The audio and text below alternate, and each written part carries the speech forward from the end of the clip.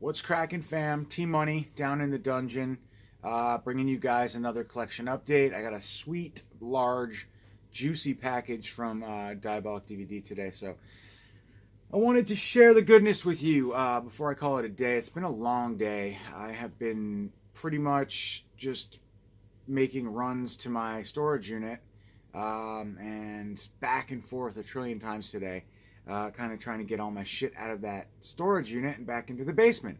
But it's been a challenge, or just very time consuming, not so much a challenge, but still haven't built any shelving, which is one thing. I know it's only been like a day since I said I was going to, but hopefully soon we'll get to that, because everything is starting to come back to life down here, and yeah, I'm just afraid that without that shelving, it's going to be crazy again. We're already kind of looking at that. So, yeah, I got everything arranged in my room. I took like a huge portion of shelf space, emptied it out, all my bullshit like deodorant and cologne and Thai Beanie Babies and all this bullshit, and I just moved them aside so I could put my box sets, because without shelving at this point, obviously my Criterion box sets, any of my limited edition box sets I can't display on racks. Obviously they're not large enough, so I had to do that with the shelving in my room, but hopefully when I finally do the actual legit shelving, that'll alleviate that space, free up that space, so I won't have to do that. But anyways, so yeah, package from Diabolic DVD. This is huge, so let's get into it. I'm a little bummed because I had placed an order with Mike at Grindhouse Video like 10 days ago now, and it still hasn't come. That's the one shitty thing about ordering from Grindhouse, is he ships everything media mail unless you pay to specify more, which is understandable. I get it. Shipping's expensive, but it just takes so long to get packages from him when they're shipped media mail from Florida. So when I can, I like to order priority, but it's expensive, so I can't really be doing that a lot. But long story short, I should have had a large like multi-movie package that came in today from Grindhouse, because it was scheduled to be here 2 days ago, but it's freaking delayed, so we'll see. Hopefully I'll get it on Monday. But anyways, good old Jesse. Packages always come in like 1 to 3 days, which is awesome. Alright, so this is a rather large unboxing. So let's get right into it. I'm really actually stoked. There's a lot of really cool stuff here.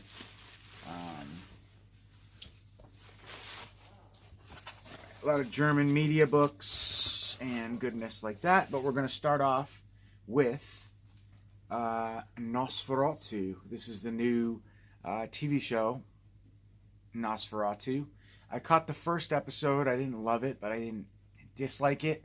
And I love anything that has to do with Nosferatu, not vampires, but Nosferatu in particular. So I really wanted to check this one out. Pretty sweet. I had just watched this on Shudder, I think, like last week, and I had no idea that they had already put it out on physical copy, which is awesome. It's a, whoa, discs falling out. It's a 3-disc set put out by RLJ. That's cool. And yeah, so that's cool. Let's see what this is.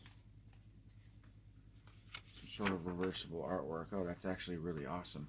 I've never seen reversible artwork with a TV show, so that's cool. It's kind of new. And this is AMC/RLJ, so that's awesome. So we'll see. I know the show is on AMC, but I was watching it, I think, on Shudder. My brother was, and then I checked it out. So I don't know. Honestly, I didn't love what I saw, but I do want to check it out. So we'll see. So that's Nosferatu. It's the first season 3-disc set. It looks like there are quite a few episodes. It doesn't say. But there's some special features on here as well. So that's awesome. Nosferatu. Then I grabbed this, which I showed off recently. So I have a box of stuff actually in front of me. And I've got a lot of good stuff for sale, guys. So stay tuned. I'm gonna do a for sale video that you don't want to miss. It is a ton of good shit, and I mean a ton of good shit. So just trying to free up space, and everything I'm gonna be selling will basically be at cost what I paid for it. Maybe a few dollars less. I will not charge you for shipping. So if something was $34.99, I'll probably charge like $33, maybe a dollar or two less, shipping included, because everything's factory sealed and brand new. I mean, there's some really, really good stuff. So stay tuned for that video. It's right in front of me, but I'm going to tease you guys. And I see a copy of Ghost Keeper, the Tough Ones, the Bloody Terror box set with Prey, Terror, Satan's Slave, Inseminoid, and Bloody New Year from Indicator. Speaking of which, I don't know what happened with that. I thought Indicator was supposed to reissue the Inseminoid disc because there was issues with it, but I had reached out to my my contact, and John at Powerhouse, and he didn't respond. So kind of lame, but I still don't even know what the issue actually was. But all right, moving on. This is basically, well, there's some non-media books, so we'll do that first. All right, so some discs here. We have Rabid. Now, I love Cronenberg's Rabid. It's one of my favorite Cronenberg films by far. So to see that this got it looks like a Soska Sisters remake is crazy. Now, I haven't heard anything about it, so interesting. I mean, this came out of nowhere for me. It's based on the original film by Cronenberg, of course. And it says an aspiring fashion designer undergoes a radical and untested stem cell treatment after being disfigured in an accident. Although the procedure transforms her into a ravishing beauty, the lasting effects leave her with an uncontrollable taste for blood, resulting in several torrid encounters and a trail of infected victims. As the illness mutates and the contagion spreads out of control, the infected rampage through the city in a violent and gruesome killing spree. So, sounds like a different take on the classic Rabid, but I do love this movie. I told you guys this story before when I saw this, the VHS tape, the cover artwork on the VHS for the original Rabid, in my Fort Lauderdale Blockbuster video. It always scared the shit out of me, so I had to see the movie, and now I love it. So curious about this one. It's kind of like unhinged in the sense that it's a remake of a kind of an obscure film, I guess you could say. Rabbit's not that obscure, but I'm excited for it nonetheless. All right, then we have Tennessee Gothic horror sex comedy. Don't know much about this, but it is from I don't know who put this out, actually. I don't recognize the name. But there's a little logo of a bat. I don't know if you guys can see that. But anyways, cool. So Tennessee Gothic. It says, kids will lose their heads sometimes. From Ray Russell, fiction editor of Playboy magazine and author of horror classics such as Incubus, Sardonicus, and The Case Against Satan, comes Tennessee Gothic, adapted from Russell's short story, American Gothic. Awesome. And brought to the screen by filmmaker Jeff Wedding. Tennessee Gothic is an audacious look at farm life told through the eyes of Caleb something, a dim-witted widower. When a beautiful young woman is found bloodied on the country road, a farmer and his son offer her refuge in their home. But this living situation quickly escalates and hysterical comedy to maddening horror once the woman's true nature is revealed. Sorry. So anyways, cool. I've never heard of this movie, but I love that cover artwork. It's so retro. Looks like something right out of an 80s VHS store cover. So yeah, wanted to grab this one, of course. So that's Tennessee Gothic. That's cool. I like the disc art of that. And this movie is from All Region, and it is from... it doesn't say. Fuck, of course, right? Never says it when you need it to, so whatever. All right, let's see. Next up, we have one from Arrow Video, Hitchhike to Hell. There's no such thing as a free ride. Cult director Irvin Berwick, Malibu High, and the monster of Pedros Blancas, awesome, takes you on an excursion into death and depravity in 1977's Hitchhike to Hell, when all roads lead to terror. Howard's a mild-mannered mama's boy whose job running deliveries for a dry cleaning agency affords him a lot of time out on the road. But when he happens across young runaways, particularly pretty nubile girls, he transforms into a twitching, homicidal maniac hell-bent on meting out punishment for their transgressions. Blah, blah, blah, blah, blah. Influenced by the depraved cinemas of the likes of Coed Killer, Edmund Kemper, Hitchhike to Hell is a sleazy, queasy, all-American nightmare from the vaults of legendary exploitation producer Harry Novak. So that's awesome. Never seen this movie before, so was thrilled that Arrow put this out. And I believe this is pretty early, but Jesse always gets stuff early from, these companies. So not just Arrow Video, but a lot of them. Trying to get this open, but I'm struggling just a little bit. Come on, baby. Almost got it. Alright, so reversible cover artwork. I do dig the newly commissioned though, but that's cool. I kind of dig that actually. Whoa, I actually really dig that. Never mind. That's fun. That is fun, man.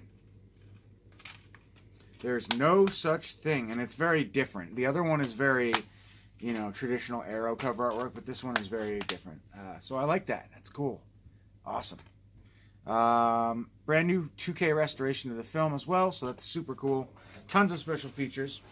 All right, and now we get into the media book portion of the update. I do believe it is just a bunch of media book time. So basically I rounded off my collection here.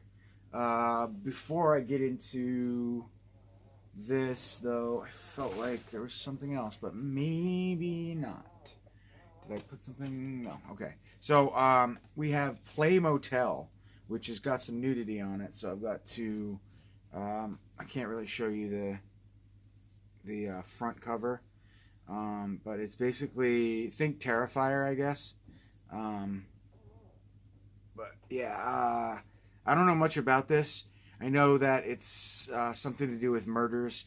It's a giallo film. Murders taking place at a hotel, and it's kind of like a whodunit, very sexually charged. So had to grab this one because Jesse had just posted a couple of them for sale. It looks like it's number 1 in the. I got limited edition, number 28 out of 111. So. These won't be around for very long. But Play Motel, if anybody's seen this movie, let me know your thoughts. And then I had to round out my collection because, like I said, I have, you've seen before, I think I have pretty much all of the media books from this franchise in particular, except for the ones that I ordered today. I know that it's popular and they've released a ton of different ones, media books from different companies of these films, but I just kind of have a mishmash of a bunch of different media books from 1 to 9, basically, just owning them all. They don't all have to be the exact same company, per se, as long as they're German media books. So anyways, first up, his name is Jason. This is from 84 Entertainment. 3-disc limited special edition. I mean, I maybe don't know if I needed this on the highest quality ever, but you know what? I did it, so... this may only be available actually as this version, so I don't know what I'm saying. I'm getting tired. It's been a long day. His name is Jason, media book. Really dig that cover artwork too. It's so retro looking. And then I grabbed, on the subject of Friday the 13th, we have parts 6, 7, and 8. So let's go with... I really dig these cover artworks too. And these are the Paramount releases. So 84 Entertainment put out His Name Was Jason, which is a great documentary. I own the documentary. It's basically narrated by Tom Savini, and it's a great history of the film. But here we go, part 6. Awesome. Good old Tommy Jarvis, a.k.a. Tom Matthews. Love this movie. Love that artwork. It's so, like, the color scheme's amazing. Poppy. And then we have part 7, which is, I forget, Jason Lives. The New Blood, sorry. Jason Lives is part 6. So then we have The New Blood. Dig that as well. This movie, I love all these movies, you know. So, I don't know. It's a little weird to me, the whole telekinesis thing. Telekinesis thing, but still fun. And then, last but certainly not least, look at that cover artwork, man. It's so sick. Part 8 of Jason Takes Manhattan, of course. Again, these are all from Paramount. So, German Paramount Friday the 13th editions. So, super cool. So, I'm really excited to have basically a complete media book collection of Friday the 13th, part 1 through 8 at least. So, that's exciting and awesome. So, anyway, guys, that's it. This is my update. I'm tired. I got to go to bed. Oh, God, it's been a long day. So, stay tuned. Monday, hopefully my Grindhouse Video Tampo package will come in. And we will see. All right, have a great weekend. Catch you later. Peace. What's cracking, fam? Part 2. I am just shooting the rest of the video that I started last night. Obviously, I'm wearing a different shirt. It's a different day. I am happy that I didn't actually upload that video last night because I ended up finding a box in the basement today that I completely forgot.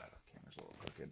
So I completely forgot about this package. It had come kind of midweek last week in the middle of my getting the tile put in our basement. So I got kind of distracted. Found it today, opened it up. It was a pleasant surprise. Obviously, I knew what it was when I saw it. But yeah, so I'm really excited about these movies. They've been shown a million times before, but that's okay because this is my turn now. It's my little edition of sharing these movies with you. So I apologize for last night. The beginning of this video, I was really tired yesterday. So I was kind of just exhausted, as it probably showed in the video. I was sleepy, but yeah, a little bit more energy tonight, so it's good. And let's get into this portion of the unboxing. Basically, it is Vinegar Syndrome's, I think, November haul. I can't remember what month are we in. I think it's either the October or November haul. I think it's the October haul. Just it's November now, and I'm showing this with you. I could be wrong about that. Correct me if I'm wrong. But we got some awesome stuff this month. A couple movies I haven't seen that I'm really excited to check out. A movie that I love. And then, of course, the amazing box set, which I will show you last. But first up, we got Unmasked 25. And I know this has been shown a million times before, but oh well, I'm sorry. Yeah, part 25. I've never seen this movie. I love, obviously, the bloody murder movies. I love anything that has to do with a killer in a hockey mask, whether it's a parody or a Friday the 13th sequel. I just love deformed killers in hockey masks. That whole subgenre of slasher film is awesome. So this is really cool. It's about a dude who is deformed and he's a serial killer, and he meets a woman that kind of could maybe possibly change his way of thinking. He kind of, I think, comes to the realization that he's not sure if he wants to continue doing that sort of thing. So it's strange. I don't really know what to expect, but it's from 1989. So, and obviously by the title, it is a play on this sort of subgenre of film. So that's awesome. And it's unmasked. So again, anything with a mutated killer, mutated or non, anything that involves a killer in a hockey mask, preferably mutated, I'm game for. So that's Unmasked 25. The film is from 1988. Looks like some good practical effects, directed by Anders Palm. So yeah, I'm excited for this one for sure. Some good special features on this as well, including a new scanned and restored 2K version of the film, audio commentaries, and that's about it. Actually, there's no like featurettes or anything, but that's good enough for that for me. Then we have Beyond the Door 3, also known as a Muck Train. I actually love this movie. I have the Shriek Show DVD. Then I have a German media book that I grabbed like a year or two back. And I might have another edition. I'm not sure, but I love it. Yeah, Beyond the Door. It really doesn't have much to do with the other Beyond the Door films, other than it kind of involves possession. But it's a very kind of a strange Italian film. I think it's from the 90s, early 90s. It's from 1989, so the late 80s. But it's very visual, and I love the sequences that involve like the train and then traveling to this like eerie village town or whatever you want to call it. It's really good, and it's a combination. I'd say it's like kind of like a smorgasbord of all sorts of subgenres. You've got possession, ghost, just your group of kids traveling to this town. It's American college students traveling. They're invited to a remote part of Yugoslavia to witness and take part in an ancient cultural thing, whatever you want to call it, ritual. And this is not like Midsummer at all, really. Other than that, I guess in plot, but it's good. I like it. Obscure, weird, offbeat Italian, late '80s weirdness. But yeah, I would say really the only thing it has to do with is possession. That kind of ties together. Oh, they're like, oh, this is sort of a possession film. Let's call it Beyond the Door. Obviously, capitalizing on the fame of the title. But it's really good. It's really atmospheric. It's weird. I wouldn't say it's good, but it's just weird and very. I love the filming. So, anyways, I always love that reversible cover artwork as well. So cool. But yeah, some really good practical effects in this. Creepy. And I enjoy it quite a bit. So that is Beyond the Door 3. Then we have one that I've never seen, Berserker, but it sounds equally as awesome as everything else in this month. Basically, you've got a killer that wears bear skin in the woods, and he's, hacking and slashing away at a group of college kids that are camping. So can't really beat that. Berserker looks awesome. That reminds me of the Candyman for some reason, but Pink Floyd The Wall meets Candyman, but awesome. So we have Berserker, 1987, directed by Jefferson Richard, and there are some special features in this one, new interviews with actors and actresses, video interview with, so family affair interview with the writer-director as well, so they got some good stuff, new 2K scan of the film. So for a muck train, let me see. There is A Long Walk to Yugoslavia, video interview with actor Bo Svensson, so that's cool. Interviews with cinematographer Adolfo Bartari, and Running Amok, a video interview with Jeff Whitney, who's the director of the film. So, cool. So, the only one that doesn't really have features is Unmasked 25, which is kind of weird because I think it's the oldest of all the films. 1988. No, it's not. I'm sorry, but still. Anyways, I don't know what I'm talking about. What's new, right? All right, last up, we got the Amityville box set, the long-awaited, highly anticipated, beautiful hard box release of Amityville 4, I guess 5, 6, and 7. So these films have never really had any legit U.S. releases other than, they had legit DVD releases that are long out of print and really rare. And I actually, in all my years of hunting and, thrift shopping and going to FYE and trying to find rare stuff, I never really could find any of the Amityville DVDs that were rare and out of print. So this is a first for me in watching them and in owning them, and obviously having a sweet new Blu-ray box set is amazing. There's no J card on the back of this, which is whatever. I don't think Vinegar Syndrome usually does that, but it opens like this. So so you've got Amityville Escapes, which is from, let's see, pull them out. So Amityville 4, also known as the Amityville Escapes. This one I think has to do with a lamp that brings back the deceased. I think the Evans children have suffered the untimely death of their beloved father. After moving with their mother into their grandmother's Gothic seaside mansion, they soon become hosts of an uninvited demonic force in the form of a mysterious lamp that once resided in the Amityville house. As unexplained and increasingly violent events start occurring in and around the property, Jessica, the youngest member of the household, begins to believe that her father has secretly returned. Unfortunately, it's actually a demon taking on the likeness ready to terrorize and kill anyone and everyone in order to be fully reborn in human form. You got a couple interviews, televised terror interview with cinematographer, return to Amityville video with the director Sander Stern, and reversible cover artwork. So not much there. Newly scanned and restored in 4K.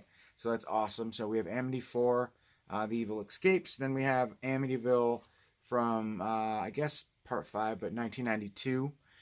It's About Time. So this is actually from 1992, which is cool. I like how they include it in the title. This is a reversible cover artwork as well. This one I don't really know much about. Jacob Sterling, a hotshot architect, has just returned from his late business trip back to the placid Southern California suburb in which he lives with a surprise and ornate old clock he rescued out of a soon-to-be demolished mansion in Amityville, New York.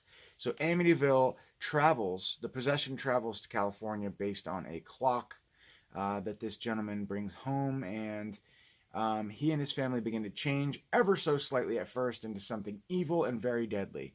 Soon a malevolent force starts to make its presence known throughout the quiet suburban community, winding its gears to bring about a seemingly unstoppable demonic force. So that sounds awesome. And then we have Amityville, A New Generation from 1993. Just another new Amityville film. Keyes is a successful photographer who lives at the border of Skid Row. While walking home one day, he notices a homeless man with a strange old mirror. Immediately struck by it for reasons he cannot explain, Keyes convinces the odd old man to sell it to him. However, the mirror seems to have a strange effect on all those who look at it, and it's not long before he himself starts behaving in increasingly erratic and unhinged ways, unaware that his actions are being controlled by an evil force lurking inside of the mirror, a force determined to use his soul to awaken an unspeakable evil. Set against the beginnings of gentrification in LA's notorious Skid Row, Amityville New Generation blends neon-tinged lighting and hefty bloodshed in his distinctly early flavored entry in the franchise. So that's cool. Starring Ross Patridge from Stranger Things. David Naughton as well, plus photographed by Academy Award winner Wally Pfister, who did The Dark Knight and Inception. Vinegar Syndrome brings this one Blu-ray to a new 4K restoration. So I think they're all 4K scans, which is awesome. Again, this has some video interviews with people involved in the film, and that's awesome. So yeah, it sounds really good actually. I love how every single Amity film has like a catalyst. You've got the clock, the lamp, the mirror. It's a nice way to tie, I think, everything together in a way that's not so far-fetched, I guess. But and that way they can transport them to anywhere and everywhere. So Amityville Dollhouse, the last of these 4 from 1996. Particularly obscure and hard to find on DVD. Happy to finally own this one. Basically, this girl has a dollhouse, and it has possessive powers, and she gets possessed, I think. Bill Martin just finished constructing on a picturesque new home for his family. Unknown to him, the previously barren property was once the site of an infamous Amityville murder house. After finding a small shed away on the grounds, Bill discovers a beautiful and ornate dollhouse, which he gives to his young daughter as a present. What he doesn't realize is that his innocent-looking children's plane contains demonic powers. This innocent-looking children's plaything contains demonic powers, and it's not long before ghouls and zombies are invading his home with their murderous sights set on his family. So yeah, it looks like some really good practical effects along with some really sexy women in lingerie on the back of this. So that is awesome. So I'm really excited to check this one out. All of them, really. But yeah, so that's it. Beautiful set. Vinegar Syndrome bringing the goodness for this month. Every month, but particularly this month. And I really like how the spines align. They're all like vibrant colors, 80s neon tinged goodness. I just used the word tinged because I read it in the synopsis. But anyways, that's it. I am going to finish watching Paganini Horror, which I started last night, and I actually really enjoyed it. It's exactly what I was expecting. Some really good practical effects, some really corny cheeseball music and acting, and a funny-ass dub by Donald Pleasance. God, his voice sounds so funny in it. It's great. So anyways, thanks guys for watching as always, and I will catch you very soon with a new update. Peace.